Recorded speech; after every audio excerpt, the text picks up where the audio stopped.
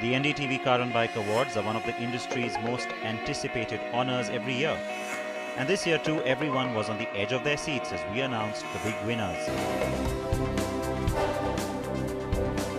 Car manufacturer of the year goes to Hyundai Motor India. Congratulations. The NDTV Automotive Man of the Year. The compact SUV of the year is the Nissan Terrano.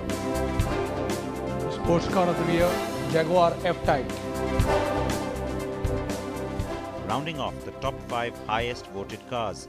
What you are seeing here are the collated scores for each juror across all those 7 parameters. But let's break it up for you and look just a little bit closer, and you can see how differently the cars notched up on those individual parameters. Let's look at the scoring for the top 3.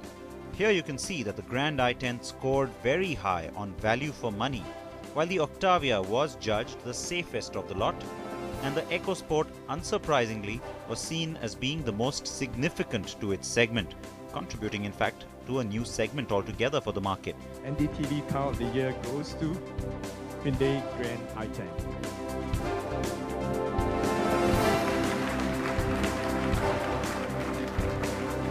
On the two-wheeler side, it was even closer. The overall winner was the KTM Duke 390. Not a surprise, right? But look, it stayed just 3.5 points ahead of the Royal Enfield Continental GT.